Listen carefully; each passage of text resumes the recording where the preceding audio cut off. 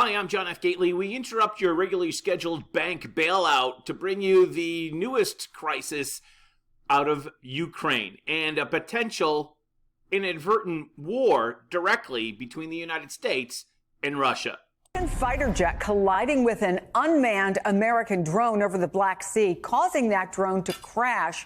Courtney Kuby covers national security for NBC News. And Courtney, I know you're just getting this information in, but what can you tell us? Right. So there were two actually Russian fighter jets, they're Su-27s.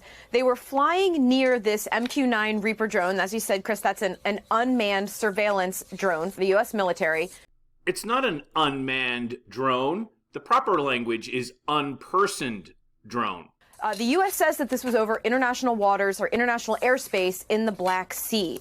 These Russian jets, according to the U.S. military release that came out of U.S. European Command, the Russian jets were flying close. They were conducting some unsafe maneuvers, and at one point, at least one of them even dropped some jet fuel. So the U.S. was flying this drone in what they say was international airspace, but of course it's also war zone adjacent, right? War zone adjacent. And why are we flying drones over the Black Sea? Probably so we can do surveillance on Russian positions and movements on or near the U.S. Reaper drone.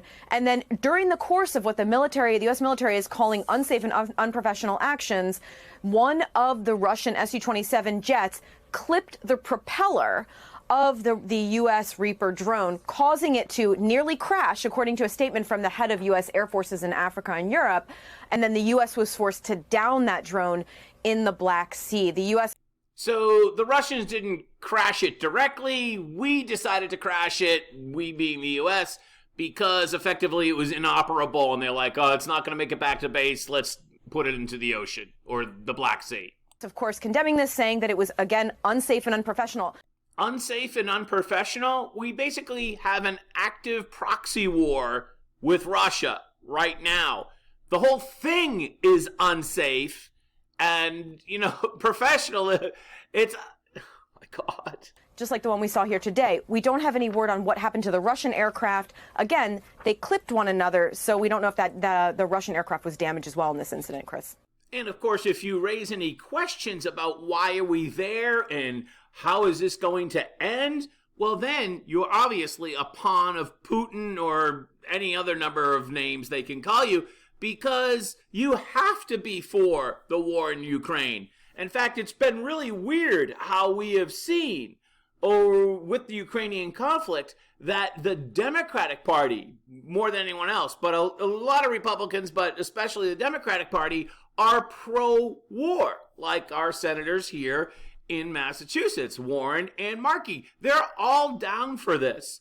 A video circulating today shows Hakeem Jeffries, who's the minority leader in the House, getting heckled at his own district event just about 2 weeks ago. Watch a small clip. You goddamn airhead, you're gonna kill us all! I don't want to die in a goddamn nuclear war, and nobody does! Of course, nobody wants that. At least you would think nobody wants that. But as we incrementally step closer and closer to direct war with Russia, the prospects of nuclear war increase, which should be, to everybody, incredibly concerning. It used to be the Democratic Party who was the voice of reason relative to nuclear war. That seems to have changed.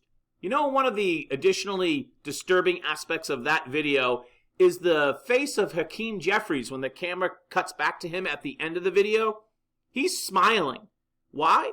Because to him, this is all a big joke. All right, we're going to keep you posted on this. I'm John F. Gately from Plymouth, Massachusetts. Yep, America's hometown in Massachusetts behind enemy lines. Have a great day. Bye-bye.